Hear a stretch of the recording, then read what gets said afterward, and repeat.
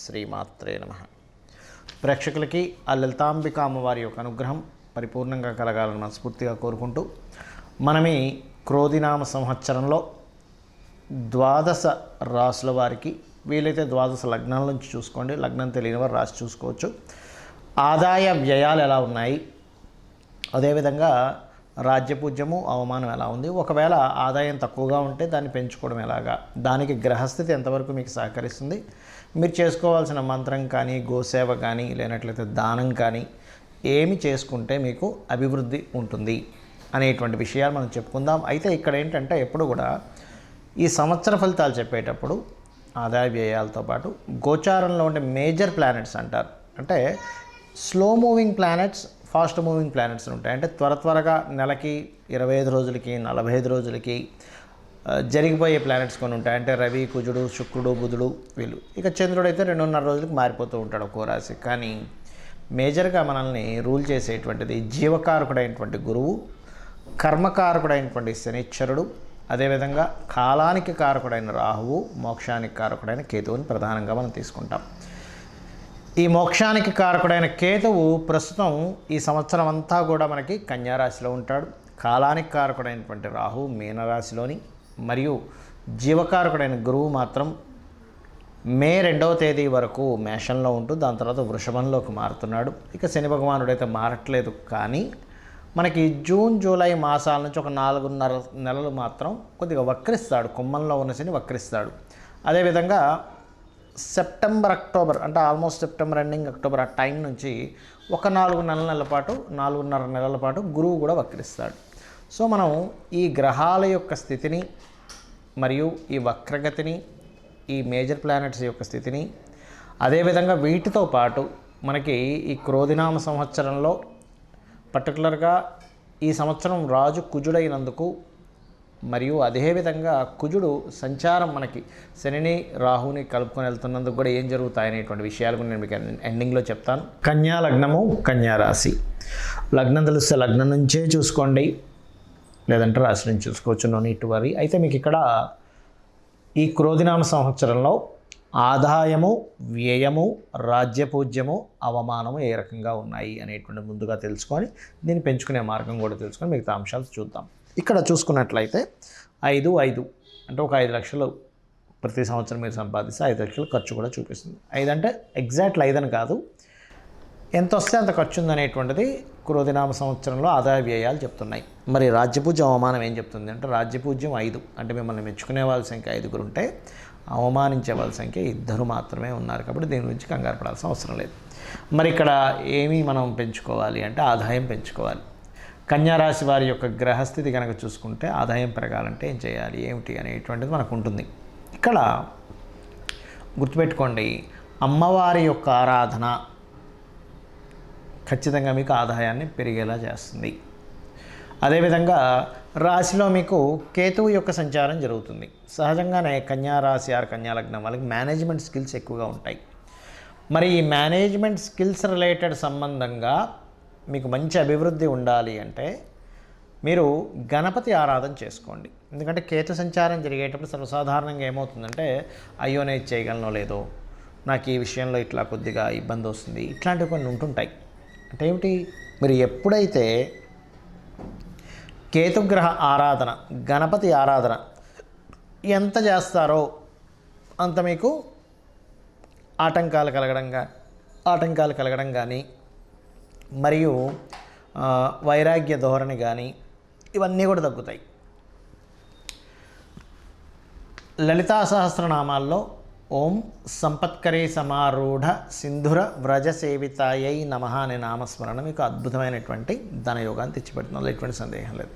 ఇక కొద్దిగా వ్యయం కూడా ఎక్కువగా అనిపిస్తుందండి అనుకుంటే ఒకటే గుర్తుపెట్టుకోండి, గోధుమలు దానంగా ఇవ్వండి. అయితే ఇక్కడ మీరు అర్థం చేసుకోవాల్సిన విషయం ఏంటంటే మీ జన్మజాతకంలో కనుక మంచి ధనయోగ దశ, లాభాలను ఇచ్చే దశలు నడుస్తున్నాయి అంటే మీరు దీని గురించి ఏమీ కంగారు పడాల్సిన అవసరం లేదు. ఇక రాజ్యపూజ్య అవమానం అయితే 5-2గానే ఉంది కాబట్టి నో నీడ్ టు వరీ. ఇక మిగతా అంశాలు చూద్దాం. చిన్న ఆటంకాలతో ఈ సంవత్సరం వెళ్తూ ఉంటుంది. బికాజ్ ఆఫ్ రాశిలో కేతు ఉన్నాడు కాబట్టి అది మీరు గణపతి ఆలయాలకు వెళ్తే తగ్గిపోతుంది. ఫినాన్షియల్గా మంచి గ్రోత్ ఉంది, అందులో ఎటువంటి సందేహం లేదు. మీకు పర్టికులర్గా మే లోపల మీకు మీరు ఎవరికైనా డబ్బులు ఇవ్వాలన్నా, మీకు ఎవరైనా డబ్బులు ఇవ్వాల్సిందా మే లోపల తీసుకోండి. అయితే ఈ సంవత్సరం మొత్తము కూడా ఆల్మోస్ట్ మీరు కొత్త అగ్రిమెంట్స్ కొత్తగా ఏదైనా ప్రారంభించడానికి చాలా అనుకూలంగా ఉంది.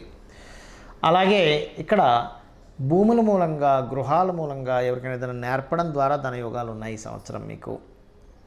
మరియు ఇక్కడ ఈ 5వ అధిపతి 6లో ఉన్నాడు కాబట్టి ఇది కొంచెం సంతానంతో ఏర్పడే చిన్న ఘర్షణ వాతావరణం, అంటే క్రోధినామ సంవత్సరానికి ముందే ఏర్పడుతుంది అది. ఎందుకు అంటే మనకి కుజుడు యొక్క సంచారం, రవి యొక్క సంచారం దాని మీద నుంచి నడుస్తుంది కాబట్టి ఇక్కడ నుంచే దాని ప్రభావం ఉంటుంది. ఫిబ్రవరి మార్చి నుంచే దాని ప్రభావం ఉంటుంది. దాన్ని తగ్గించుకోవడం ఎలాగా అంటే కాస్త నవగ్రహాల్లో శని, కుజ, రవి గ్రహాల దగ్గర దీపారాధన చేయండి. మరియు ఇష్టపడిన వారిని వివాహం చేసుకోవడానికి విదేశాల్లో ఉండేటువంటి సంబంధాలు కుదరడము అనేటువంటిది చాలా స్పష్టంగా గోచరిస్తున్నాయి.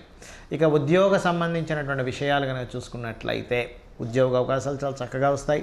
దాని గురించి టెన్షన్ ఏం పెట్టుకోకండి. మరియు ఇక్కడ మీకు ఉద్యోగ అవకాశాలు ఇంకా బాగా రావాలి, ఇంకా బాగుండాలి అని అనుకుంటే కనుక ముఖ్యంగా మీరు లలితా సహస్రనామాల్లో ఓం శ్రీమాత శ్రీ మహారాజ్ని శ్రీమత్ సింహాసనేశ్వరియే నమః అనే నామస్మరణ రోజు ఒక 40 నిమిషాలు చేయండి. ఉద్యోగం ఖచ్చితంగా వచ్చి తీరుతుంది. ఇక మీరు చేయవలసిన దేవతా ఆరాధన వెంకటేశ్వర స్వామి యొక్క ఆరాధన లేదా కాళికా అమ్మవారి యొక్క ఆరాధన చేయండి. చండీ పారాయణం వినండి, అన్ని విధాలా బాగుంటుంది. క్రోధినామ సంవత్సరానికంటూ ఒక లక్షణం ఉంటుంది. ఈ సంవత్సరం రాజైన దాన్ని బట్టి ఒక లక్షణం ఉంటుంది. గ్రహాల యొక్క స్థితిని బట్టి కొన్ని సంఘటనలు జరుగుతాయి. అయితే ఈ క్రోధినామ సంవత్సరం ఎంటర్ అవ్వకముందే కుజుడి యొక్క ప్రభావం పెరుగుతుంది అనేటువంటి చూపిస్తుంది.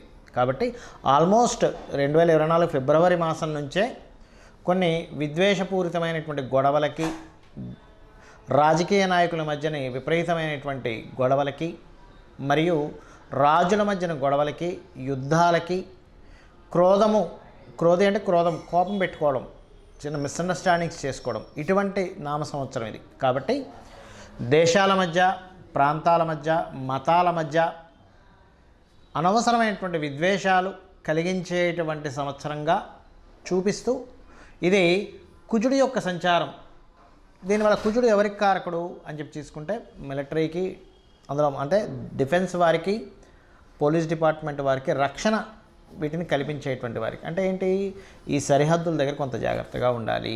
అనవసరమైన గొడవలకు సంబంధించిన విషయంలో ఇక్కడ ఏదైనా గొడవలు జరుగుతాయి, అనవసరమైనటువంటి అవుతాయి అన్నప్పుడు కొంత జాగ్రత్తగా ఉండాలి, గుర్తుపెట్టుకోండి. కాబట్టి ఈ క్రోధినామ సంవత్సరంలో అందరూ చేసుకోవాల్సింది ఏంటి, ఇటువంటి గొడవలు మనం ఏమీ ఇబ్బంది పడకుండా ఉండాలి అంటే ముఖ్యంగా గుర్తుపెట్టుకోండి, కుజుడు రాజు అయ్యాడు కాబట్టి కుజగ్రహానికి శని రాహు గ్రహాల దగ్గర దీపారాధన చేయండి. చేసినట్లయితే అనవసరమైన గొడవలు బయట జరిగే ఛాన్సెస్ ఎక్కువగా ఉన్నాయి. కాబట్టి మీరు వెళ్ళి అనవసరంగా అందులో ఇరుక్కొని అందులో ఇబ్బంది పడకుండా మీరు సేఫ్గా ఉంటారు ఫస్ట్.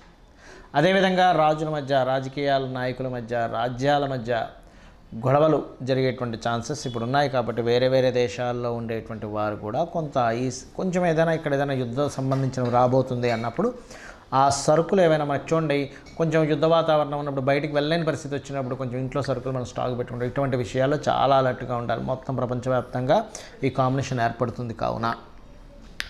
అలాగే మరొక విషయం ఏంటంటే ఇక్కడ మీకు చాలామందికి జాతకం తెలియదు, డేట్ ఆఫ్ బర్త్ తెలియదండి, రాశి తెలియదు, ఏమీ తెలియదు. కానీ క్రోధినామ సంవత్సరం నాకు బాగుండాలంటే ఏం చేయాలి అంటే ఒకటే గుర్తుపెట్టుకోండి, చండీ పారాయణం శ్రవణం చేయండి. మీరు తర్పణమో హోమమో చేయలేకపోయినా కనీసం శ్రవణం చేయండి. ఎటువంటి ఇబ్బంది రాకుండా అమ్మవారు చూసుకుంటుంది ఈ సంవత్సరం. రెండవది, మీకు దగ్గరలో గోశాల ఉన్నట్లయితే గోవులకి చక్కగా మీరు ఏం చేస్తారంటే ఏవైతే ఈ నువ్వులు తినిపించకూడదండి. బెల్లము, గోంగూర మరియు క్యారెట్స్, బీట్రూట్స్ లాంటివి, అదేవిధంగా గోధుమ రవ్వ ఇటువంటివి తినిపించండి. మీ గ్రహస్థితి ఎలాగున్నా సరే క్లియర్ అవుతుంది. దీంతోపాటు కుజ, శని, రాహు, కేతు గ్రహం దగ్గర కూడా దీపారాధన చేయండి. ఎందుకంటే జాతకం తెలియదు, ఏమీ తెలియదు, కానీ 6th హౌస్లో కేతు సంచరిస్తున్నాడు బుధరాశుల్లో. అందుకని ఏమిటి, ఈ అప్పుల విషయంలో మీరు ఇబ్బంది పడకుండా ఉండడానికి కేతు యొక్క అనుగ్రహం, గణపతి యొక్క అనుగ్రహం కలుగుతుంది. కాబట్టి గణపతి ఆలయాలకు వెళ్ళడం, అమ్మవారి ఆలయాలకు వెళ్ళడం, అందులో ముఖ్యంగా దుర్గాదేవి ఆలయాలకు వెళ్ళడం, దీంతోపాటు మీనరాశిలో రాహు యొక్క సంచారం అనేటువంటిది బాగా గుర్తుపెట్టుకోండి. దేవత సంబంధించినటువంటి పూజ పునస్కారాలు మాత్రమే కాకుండా పితృదేవతలకు ప్రధానంగా చేసుకోండి. మీరు ఎంత పితృదేవతలకు చేసుకుంటారా అంత చక్కటి ఫలితాలు మీకు వస్తాయి. మీరు ఆయురారోగ్యాలతోని సుఖ సంతోషాలతోని ధనపరంగా ఎటువంటి ఇబ్బంది లేకుండా ఉండగలుగుతారు. గుర్తుపెట్టుకోండి. ఎవరైనా సరే గుర్తుపెట్టుకోండి, బాగా అప్పులతో ఇబ్బంది పడుతున్నారు, ఈ సంవత్సరం ఇంకా ఎక్కువ ఇబ్బంది పడుతున్నారు అనుకునేటువంటి వారికి గణపతి ఆరాధన చేస్తూ మీరు ఓం అపర్ణాయై నమః అనే మంత్రం చేయండి. ఈ సంవత్సరం ఉన్న గ్రహస్థితి బట్టి చెప్తున్నాను. ఎవరికైనా బాగా ధనపరంగా ప్రెషర్ ఎక్కువగా ఉందండి, ఒక పక్క కట్టాలి కానీ ఆ ప్రెషర్స్ నేను తట్టుకోలేకపోతున్నాను, ఫైనాన్స్ ఇంకా పెరగాలి అనుకుంటే ఓం నవవిద్రుమ బింబశ్రీ న్యక్కారి రదనచ్చద అనే నామస్మరణ చేయండి. ఖచ్చితంగా మీకు ఫైనాన్షియల్ గ్రోత్ అనేటువంటి పెరుగుతుంది, గొడవలు తగ్గుతాయి. మరియు దీంతోపాటు మీరు ఒకటే గుర్తుపెట్టుకోండి, మనం ఇప్పటివరకు చెప్పుకున్నటువంటి ఆదాయ వ్యయాలు ఏవైతే ఉన్నాయో, రాజపూజ అవమానం ఏదైతే ఉందో, ఇది పంచాంగంలో జనరల్గా అందరికీ తీసుకునేటువంటిది. కానీ ఇలా కాకుండా మీ యొక్క పర్సనల్ చార్ట్, అంటే మీరు ఎప్పుడు పుట్టారు, ఏ సమయము, ఏ నెల, ఏ తారీఖుని, ఏ సంవత్సరంలో, ఏ ప్రాంతంలో పుట్టారనే దాన్ని తీసుకొని మీ జాతక చక్రం వేసుకొని మీ లగ్నం ఏమిటి, మీరు పుట్టినప్పుడున్న లగ్నం ఏమిటి, మీ నక్షత్రం ఏమిటి, మీ రాశి ఏమిటి, మీకు ఏ మహాదశ నడుస్తుంది, మీరు ఏ ప్రయత్నం చేస్తే మీరు చక్కగా యోగిస్తుంది, మీకు ఏ మార్గంలో మీకు ధనయోగాలు ఉన్నాయి, ఎవరి ద్వారా మీకు సహకారం ఉంది, ఏ దిశను మీరు నివసిస్తే బాగుంటుంది, అంటే తూర్పు, ఈస్ట్, వెస్ట్, నార్త్, సౌత్లో అన్నీ మంచివే, కానీ మీకేది పనికి వస్తుంది, మీ సంతాన అభివృద్ధి ఏమిటి, మీ ఉద్యోగ వ్యాపార ఇన్వెస్ట్మెంట్స్ రిలేటెడ్ విదేశాలకు వెళ్ళేటువంటివి అన్నీ కూడా మీ జన్మజాతకంలో ఉంటాయి. గుర్తుపెట్టుకోండి. ఏ సమయంలో వివాహం చేసుకుంటే మంచిది, ఏ సమయంలో చేసుకోకూడదు, ఇలాంటివి చాలా విషయాలు ఉంటాయి. మరైతే మీకు సందేహం కలగొచ్చేమండి, మరి ఈ క్రోధినామ సంవత్సరం అని ప్రతిసారి పంచాంగం ఎందుకు చదువుతామని. ఇదంతా బయట ఉండేటువంటి వాతావరణ విశేషాలు, పంట పొలాలకు సంబంధించిన విశేషాలు, బయట ఉండే గోచార విశేషాలు. ఇప్పుడు చూడండి, మనం చెప్పుకున్నాం, కాస్త యుద్ధ వాతావరణంగా ఉంది, గొడవలుగా ఉంది, అల్లర్లుగా ఉంది, మత విద్వేషాలు, అనవసరమైన విద్వేషాలు, గొడవలు రేగేటువంటి సమయం ఇది అన్నప్పుడు మనం ఏం చేస్తాం, మన పిల్లల్ని ఎక్కడికైనా పంపించేటువంటి విషయంలో, మనం ఎక్కడికైనా వెళ్ళేటువంటి విషయంలో అలర్ట్గా ఉంటాం. ఈ అలర్ట్నెస్ని చెప్పడానికి ఈ గోచార ఫలితాలు చెప్పుకుంటుంటాం. అంతేగాని మన జన్మజాతకం పనిచేయదని కాదు, మన జన్మజాతకమే ప్రధానంగా పనిచేస్తుంది. ఇక్కడ ఒకవేళ మన దాంట్లో ఉదాహరణకి ఆదాయం తక్కువగా ఉంది, చాలా తక్కువగా ఉంది, వ్యయం చాలా ఎక్కువగా ఉంది అని అన్నప్పుడు మీ జన్మజాతకంలో ధనయోగ దశలు నడుస్తున్నాయని కూడా 1% కూడా మీరు టెన్షన్ పడాల్సిన అవసరం లేదు. జస్ట్ ఆ రెమెడీస్ చేసుకుంటే క్లియర్ అవుతుంది. శ్రీమాత్రే నమః.